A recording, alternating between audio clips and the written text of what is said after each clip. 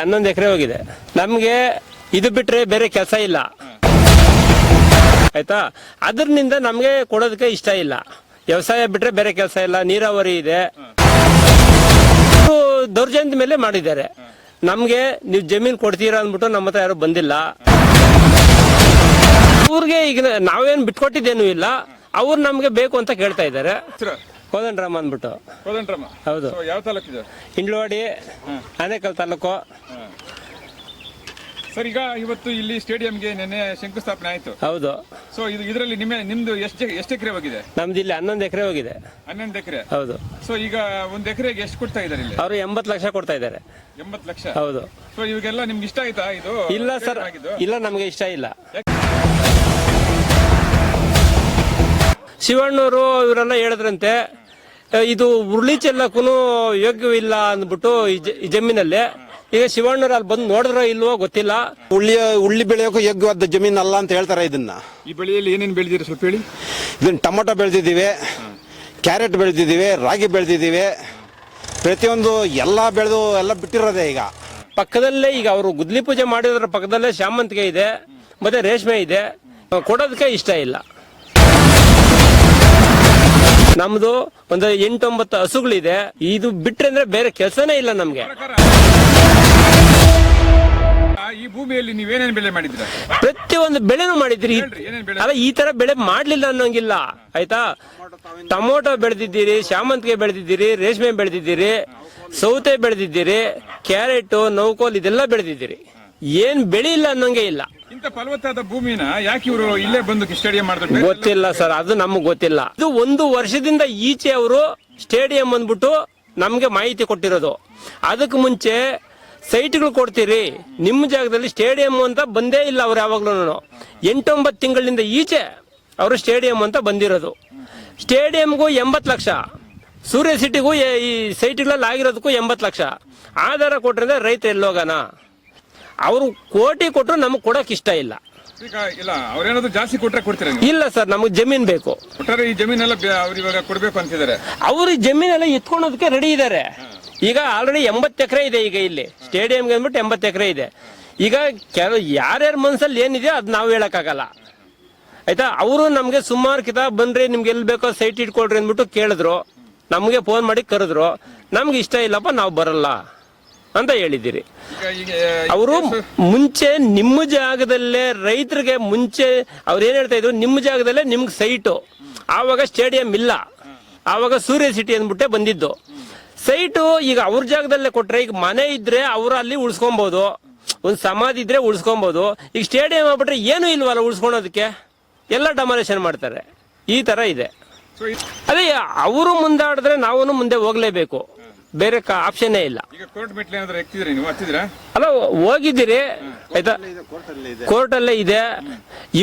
ಇವ್ರೇನ್ ಮಾಡ್ತಾರೆ, ನೀವು ದುಡ್ಡಿಟ್ಟು ಲಾಯರ್ ನೀಡ್ರಪ್ಪ, ನಮ್ಗೇನ್ ಸಂತೋಷ. ನಮ್ಮ ಹತ್ರ ದುಡ್ಡು ಇಲ್ದಿರೋ ಲಾಯರ್ ಇದ್ದಾರೆ, ನಮ್ ಗೌರ್ಮೆಂಟ್ ಲಾಯರ್ ಇದ್ದಾರೆ ಅಂದ್ಬಿಟ್ಟು ಅವರು ವಾದಗಳು ಅಲ್ಲಿ ಇಲ್ಲಿ ವಾದ ಮಾಡ್ತಾರೆ. ನಮ್ಮ ಹತ್ರ ಅಂತೂ ಬಂದಿಲ್ಲ. ಈಗ ದುಡ್ಡು ಖರ್ಚು ಮಾಡಿ ಲಾಯರ್ನಿಟ್ಟು ಎಷ್ಟು ಅಂತ ನಾವು ಖರ್ಚು ಮಾಡಿ ಇದ್ ಮಾಡಕ್ಕಾಗುತ್ತೆ? ಅವ್ರಿಗೆಲ್ಲ ಫ್ರೀ ಇದ್ದಾರೆ ಲಾಯರ್ಗಳು. ಈ ಲಾಯರ್ ಅಲ್ಲ, ಇನ್ನೊಬ್ಬ ಲಾಯರ್ ಆಗ್ತಾರೆ, ಗೌರ್ಮೆಂಟ್ ಲಾಯರ್, ಸರ್ಕಾರನೇ ಅವ್ರದ್ದು. ಕೆಲವ್ರು ಕೊಟ್ಟಿದ್ದಾರೆ, ನಾನು ಕೊಟ್ಟಿಲ್ಲ ಅಂತ ಹೇಳಲ್ಲ, ಕೆಲವ್ರು ಕೊಟ್ಟಿದ್ದಾರೆ. ಈಗ ಇಲ್ಲಿ 80 ಎಕರೆದಲ್ಲಿ ಸುಮಾರು ಒಂದು 11 ಜನ ಇದ್ದಾರೆ. 11 ಜನದಲ್ಲಿ ಜಮೀನ್ ಇಟ್ಕೊಂಡಿರೋರು ಅವ್ರು 1 ಎಕರೆ ಇರ್ಬೋದು, 4 ಎಕರೆ ಇರ್ಬೋದು. ಅದರಲ್ಲಿ ಒಂದು 4-5 ಜನ ಕೊಟ್ಟಿದ್ದಾರೆ. ಇನ್ನೊಂದು 2-3 ಜನ ಸೇಮ್ ನಮ್ಮ ತರನೇ ನಮ್ಗೆ ಜಮೀನ್ ಬೇಕು ಅಂದ್ಬಿಟ್ಟು ಇದ್ದಾರೆ. ಈಗ ನಾವು ಒಂದೇ ಒಟ್ಟು ಕುಟುಂಬದಲ್ಲಿ 18 ಜನ ಇದ್ದೀರಿ. ದಿವಸ ಒಂದು 10 ಜನಕ್ಕೆ ಕೆಲಸ ಕೊಡ್ತಾ ಇದ್ದೀರಿ ಆಯ್ತಾ. ನಮ್ಮನ್ನ ಬಿಟ್ಟು 18 ಜನ ಬಿಟ್ಟು ನಾವು ಬೇರೆಯವ್ರಿಗೆ 10 ಜನಕ್ಕೆ 11 ಜನಕ್ಕೆ ಕೆಲಸ ಕೊಡ್ತಾ ಇದ್ದೀರಿ. ಈಗ ನಮ್ಗೆ ಕೆಲಸ ಇಲ್ಲ ಅಂದ್ರೆ 10 ಜನ ಕರ್ಕೊಂಡು ನಾವೇನ್ ಮಾಡೋಣ? ಇದರಲ್ಲಿ 80 ಎಕರೆ ಕೊಟ್ಟಿರೋದು, ಇದರಲ್ಲಿ 5 ಎಕರೆ 6 ಎಕರೆ ಇರೋರು ಕೂಡ ಇದ್ದಾರಾ? 2 ಎಕರೆ 3 ಎಕರೆವರೆಗೂ ಇದ್ದಾರೆ.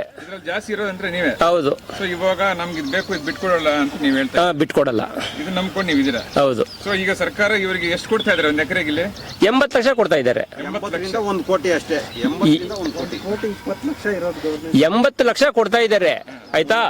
ತೋಟದಲ್ಲಿ ನೀರಾವರಿ ಜಾಗದಲ್ಲಿ ಮರ ಮಂಡಿ ಇದೆಲ್ಲಾನು ಸಪ್ರೇಟ್ ಆಗಿ ಅದನ್ನೆಲ್ಲ ಲೆಕ್ಕ ಹಾಕೊಂಡ್ರೆ ಅಂದ್ರೆ 1 ಕೋಟಿ ಆಗ್ಬೋದು ಆಯ್ತಾ. ಬಟ್ ಜಮೀನ್ಗೆ ಅಂದ್ಬಿಟ್ಟು 1 ಎಕರೆಗೆ 80 ಲಕ್ಷ ಕೊಡ್ತಾ ಇದ್ದಾರೆ. ಈ ತರ ಇದೆ. ಓವರಾಲ್ ಆಗಿ ಇನ್ ಕೇಸ್ ಇವರು ಇದನ್ನ ಅಕ್ವೈರಿ ಮಾಡ್ಕೊಂಡ್ಬಿಟ್ರೆ ನೀವೇನ್ ಮಾಡ್ತೀರಾ? ಕಡೆದಾಗಿ ಕೊಡ್ತೀರಾ? ಹಿಂಗೆ ಹೋರಾಡ್ತೀರಾ? ಹೋರಾಡ್ಬೇಕು ಸರ್, ನಮ್ಗೆ ಜಮೀನೇ ಇಲ್ಲ, ಹೋರಾಡ್ಬೇಕು. ಒಟ್ಟಾರೆ ನಿಮ್ಗೆ ಸಮಾಧಾನ ಇಲ್ಲಿ ಕೊಡಿ. ಸಮಾಧಾನ ಇಲ್ವೇ ಇಲ್ಲ. ಅವ್ರ ನಿನ್ನೆ ಇಲ್ಲಿ ಗುದ್ಲಿ ಪೂಜೆ ಅಂತ ಮಾಡಿದ್ರಲ್ವಾ, ಅದು ನಮ್ಗೆ ಸಮಾಧಾನ ಇಲ್ಲ. ಹಾ, ಬಟ್ ಯಾರೋ ಬೇರೆಯವ್ರ ಜಾಗ ಕೊಟ್ಟಿದ್ದಾರೆ, ಅವ್ರ ಜಾಗದಲ್ಲಿ ಏನೋ ಪೂಜೆ ಮಾಡ್ಕೊಂಡಿದ್ದಾರೆ, ಬಿಡು ಅಂದ್ಬಿಟ್ಟು ನಾವು ಸುಮ್ನೆ ಆದ್ರಿ. ಈಗ ನಿನ್ನೆ ಗುದ್ಲಿ ಪೂಜೆ ಮಾಡುವಾಗ ನೀವು ಹೋಗಿ ಒಂದ್ ಮಾತಲ್ಲಿ ಅಡ್ಡಿಪಡಿಸಬಹುದಾಗಿದೆ ಸರ್. ಅಷ್ಟು ಜನದಲ್ಲಿ ಯಾರು ಸರ್ ಅಲ್ಲಿ ನಮ್ಮ ಮಾತು ಕೇಳ್ತಾರ? ಈಗ ಅಲ್ಲಿ ಸುಮಾರು ಇಲ್ಲಿ ಕಡಿಮೆ ಅಂದ್ರೆ 1000 ಜನ ಅಂದ್ಬಿಟ್ಟು ಸೇರಿಸಿದ್ದಾರೆ.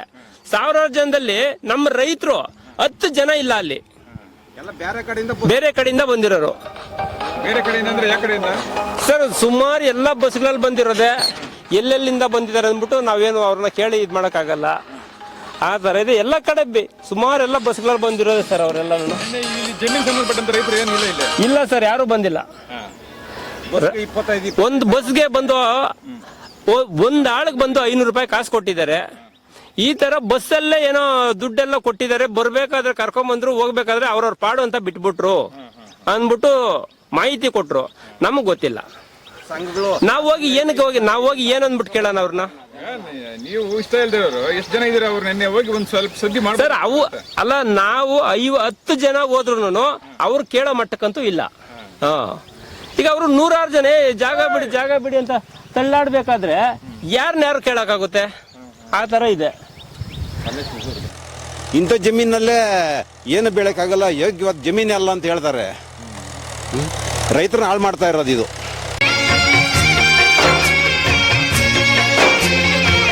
ನಮಸ್ತೆ ಎಲ್ಲ ನನ್ನ ಪ್ರೀತಿಯ ಕನ್ನಡಾಭಿಮಾನಿಗಳಿಗೆ, ಕಲಾಭಿಮಾನಿಗಳಿಗೆ ನಿಮ್ಮ ಪ್ರೀತಿಯ ಶಿವಾರ ಉಮೇಶ್ ಮಾಡೋ ನಮಸ್ಕಾರಗಳು. ಕೋಲಾರದ ಸಮಸ್ತ ಬಂಧುಗಳು, ಕರ್ನಾಟಕದ ಎಲ್ಲ ಕಲಾಭಿಮಾನಿಗಳು, ಕನ್ನಡಾಭಿಮಾನಿಗಳು ಈ ಐಡಿಯಾ ನ್ಯೂಸ್ ಚಾನಲ್ನ ಸಬ್ಸ್ಕ್ರೈಬ್ ಮಾಡ್ಕೊಳ್ಳಿ, ಬೆಂಬಲಿಸಿ, ಆಶೀರ್ವದಿಸಿ, ಆನಂದಿಸಿ, ವಿವೇಚಿಸಿ, ವಿಚಾರಿಸಿ. ಐಡಿಯಾ ನ್ಯೂಸ್ ಚಾನಲ್ಗೆ ತಾವೆಲ್ಲರೂ ಕೂಡ ಚಂದರ್ರಾಜ್.